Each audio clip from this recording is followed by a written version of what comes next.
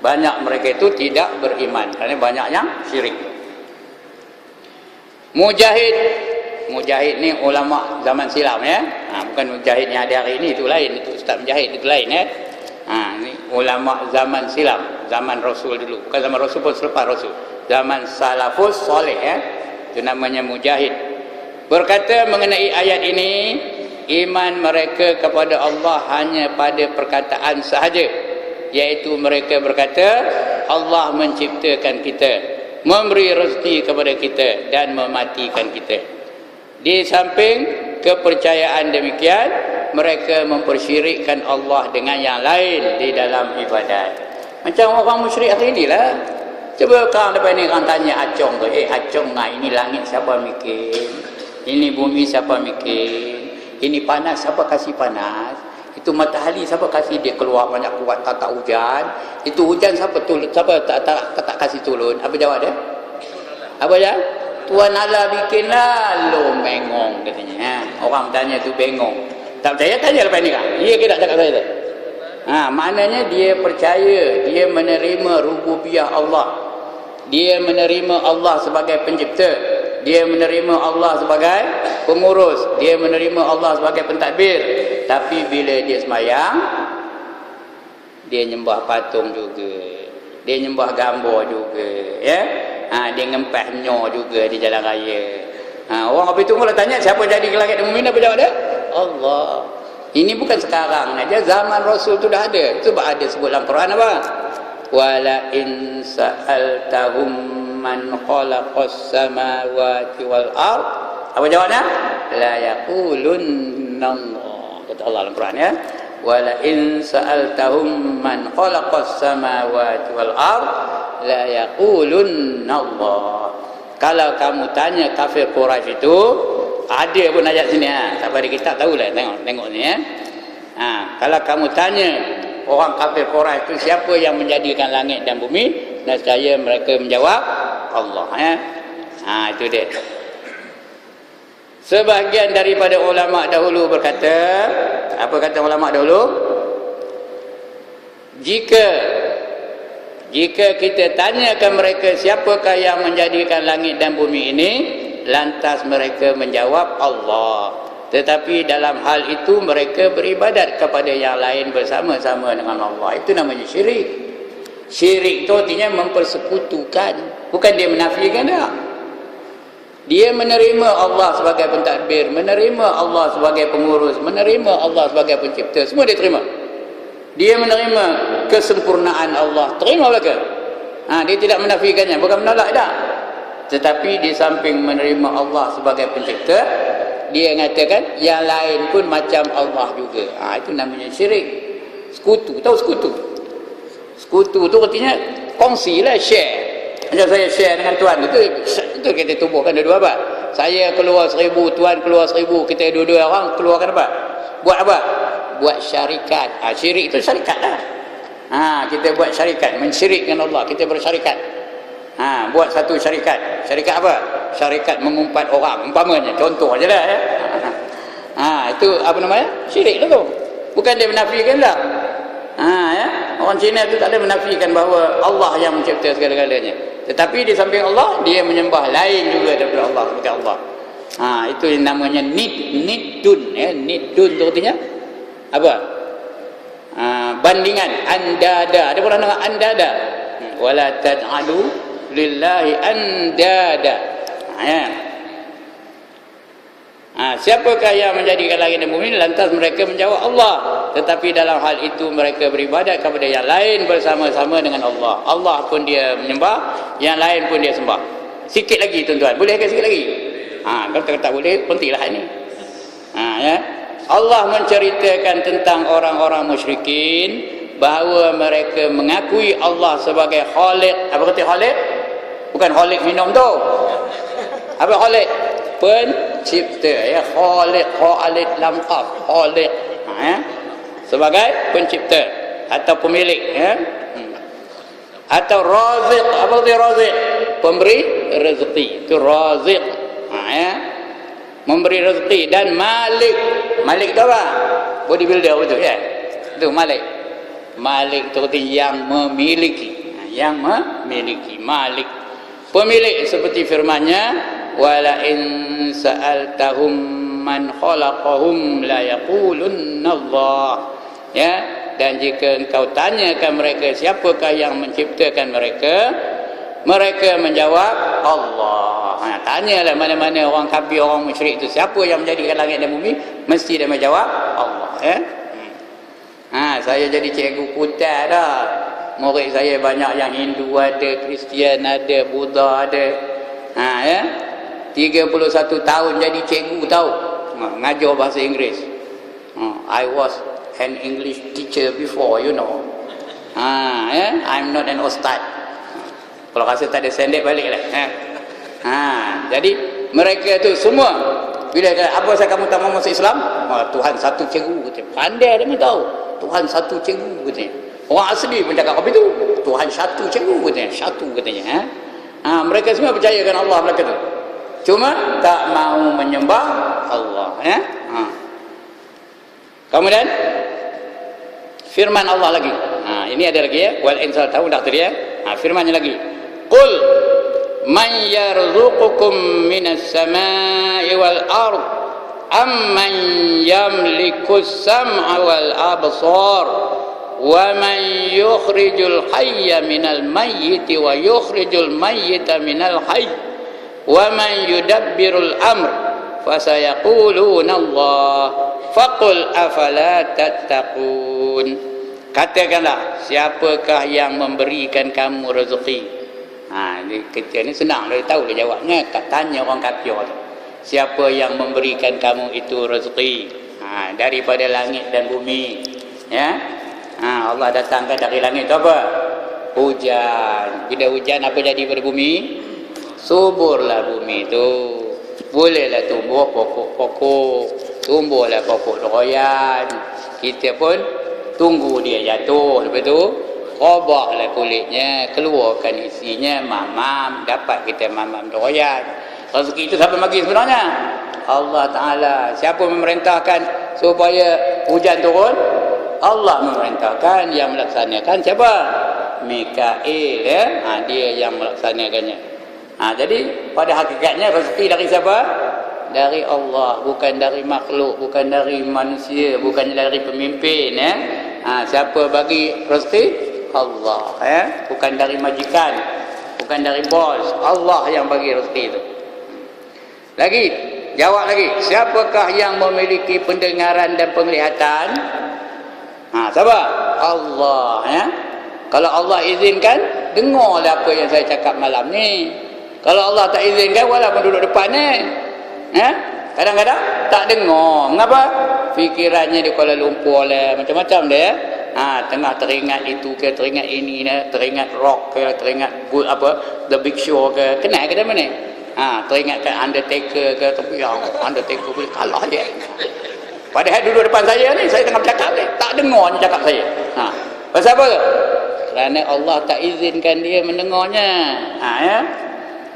Jadi kejap ni dengar ke tak? Orang depan saya ni dengar ke tak? Ngapa dengar? Izin Allah Ta'ala baru dengar. Kalau tidak tak dengar tau. Siapakah yang mengeluarkan yang hidup daripada yang mati? Kita ni dulu apa tak ada. Itu yang Allah seolah-olah heran tu. Takjub seolah-olah Allah tu heran. Kaifa takfuruna billahi wa kuntum amwata. Macam mana koma ni boleh kufur dengan Allah sedangkan koma dulu tu mati. Apa tak ada. Asalnya apa? Asalnya apa? Kita ni ayo mani. Ayo mani itu hidup ke mati? Mati. Dia benda mati, benda jumud. Tapi Allah hidupkan. Fa ahyakum, dan maka kami hidupkan kamu. Summa yumitukum, kemudian dia mematikan kamu. Lepas tu summa yuhyikum, kemudian dia menghidupkan kamu kembali.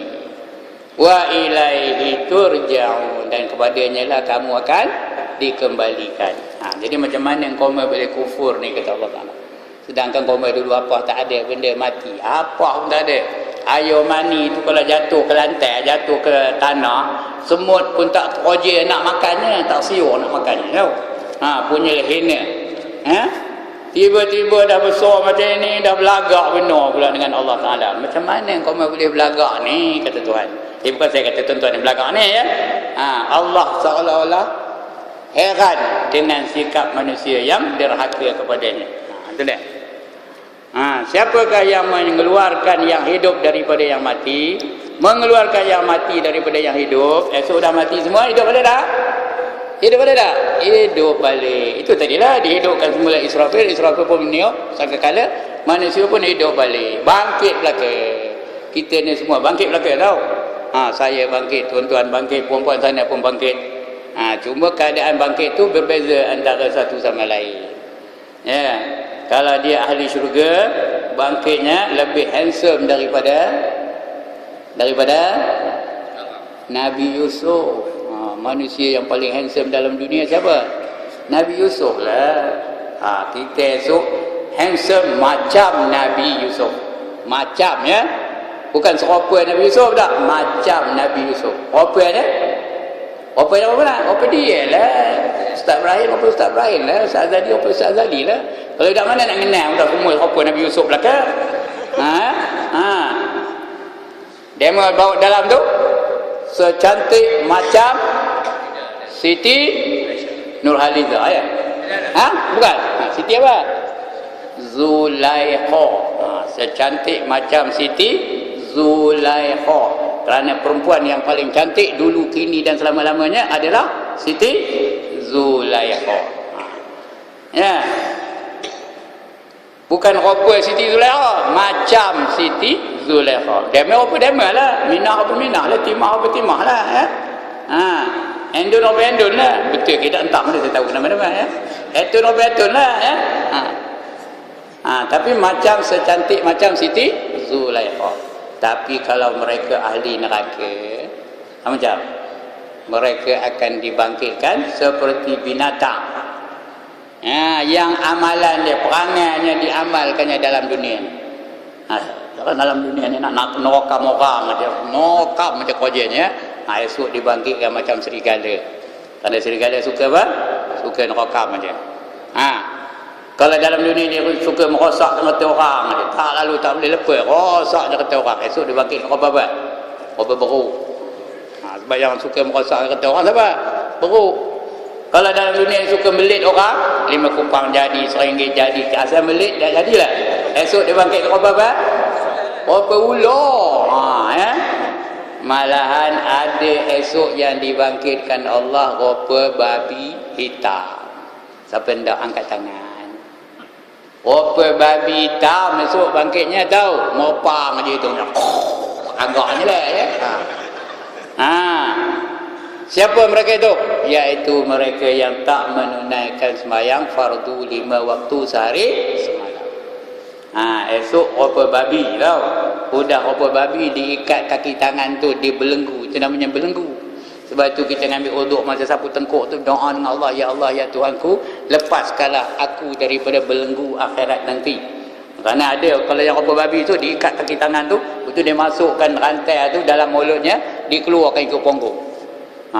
Keluar ikut punggung, diikat semula. Lepas tu diheret dari kubur sampai ke padang mahsyar. Siapa nak angkat? Itu babi ya. Esok rupa babi. Tak habis itu tu. Udah diadil, dah dicek, dah apa, dimasukkan ke dalam neraka yang bernama Saqar. Nama nerakanya apa? Saqar. Ma salakakum fi Saqar, kata Allah. Allah nanya orang yang dalam neraka Saqar tu. Apa menyebabkan kamu masuk dalam neraka Saqar? Qalu. Qalu tu apa? Mati ya. Orang Melayu kalau sebut qalu tu mati dia. Qalu. Qalu tu apa dia? Berkata mereka itu, bukannya mati ya, orang Melayu aja qalu dah mati tu. Apa Abu Ustaz Ibrahim udah qalu katanya. Jangan. Qalu tu artinya apa? Berkata mereka itu. Qalu lam naku minal musallin. Berkata mereka itu, kami terdiri dari orang yang tidak mengerjakan sembahyang. Jadi tuan-tuan dan puan, tuan-tuan ni alhamdulillah boleh sembahyang. Tapi yang di rumah kita tu sembahyang ke dah? Cek balik. Sebab balik dengan cek. Anak-anak tu dah sembahyang belum? Kamu dah sembahyang belum?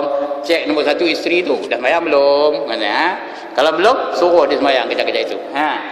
Takut dibangkitkan rupa apa? Rupa babi hitam. Okey, sikit lagi, medang sikit lagi pun. Mengeluarkan yang mati daripada yang hidup, dan siapakah yang mentadbirkan segala urusan, nanti mereka akan menjawab Allah. Oleh itu katakanlah, maka tidakkah kamu bertakwa? Mengapa kamu tak hendak jadi orang yang bertakwa? Jelaslah bahawa siapa yang mengaku rububiyah Allah, bukanlah semuanya yang mengesakan Allah. Ini kenyataan ini Pak ya. Kita menerima rububiyah Allah, itu orang kafir pun terima. Tidak semestinya mereka itu menerima uluhiyah Allah. Ada tak orang menerima Allah menjadikan alam ini, tapi bila menyembah lain dari Allah? Ada ke tak ada? Jadi uluhiyah tu bukan semua orang boleh menerima. Ya, ada yang menerima rububiyah aja. Baik, bukanlah semuanya mengesakan Allah pada uluhiyahnya, ataupun pada asma'nya, pada nama-namanya, ataupun pada sifatnya, kerana kebanyakan mereka tidak mengingkari penciptaan dan rububiyahnya ke atas segala makhluk, tetapi kebanyakan mereka kufur kerana beribadat kepada yang lain daripada Allah Ta'ala. Tuan-tuan, bila saya sebut ibadat tu bukan semayang aja. Ibadat tu termasuk tunduk dan patuh kepada yang lain daripada Allah Ta'ala. Kalau kepada yang lain tu punyalah takut. Ada tak orang dia naik motor pakai seroban, bila semayang buka seroban? Ada tak? Ada tak? Bila naik motor pakai seroban. Kenapa? Takut tangkap di polis. Bila semayang buka seroban. Tak ada takutkan Allah. Maknanya keutamanya apa? Boleh ke Allah? Boleh. Inilah rububiyah ni. Rububiyah terima, tapi uluhiyah tak terima. Begitulah seterusnya. Wallahu a'lam. Sudah lah tu ya. Sudah 9 lebih. Ya Allah, 9 suku dah terlajar. Mana buatnya? Ya. Itulah sikit-sikit lagi.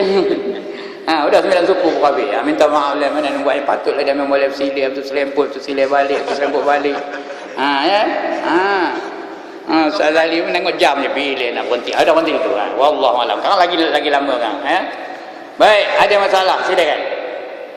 Ada satu. Ya, silakan. Siapa yang manggil Allah Ta'ala itu Allah? Siapa yang manggil Allah Ta'ala itu Allah? Allah ada. Allah ada. Dalam Quran ada Allah. Tadi kan Allah la ilaha illa huwal hayyul qayyum. Siapa nyebut tu? Allah lah. Itu dia, Allah memanggil dia Allah. Lagi? Tak ada lagi.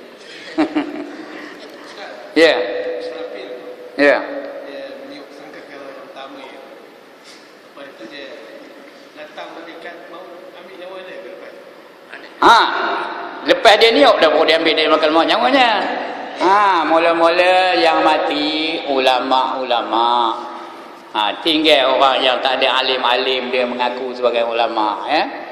Lepas itu segala orang beriman dimatikan oleh Allah Ta'ala. Lepas itu para malaikat, lepas itu jin-jin semua mati belaka. Ya. Israfil pun dia mati setelah dia meniup sangkakala, dimatikanlah dia ya. Kerana bila ditiup aja sangkakala, berlakulah iza zulzilatil ardu zilzalaha tadi ya. Berlaku itu semua. Tapi dia bukanlah lepas satu tahun lagi, lepas satu dah, dia on the spot kejap itu dia al-qari'ah mal-qari'ah, penggegaran. Apa itu penggegaran? On the spot lah tu ya. Matilah semua yang ada nyawa, semua mati. Soalannya itu aja, itulah jawabnya. Lagi? Sila.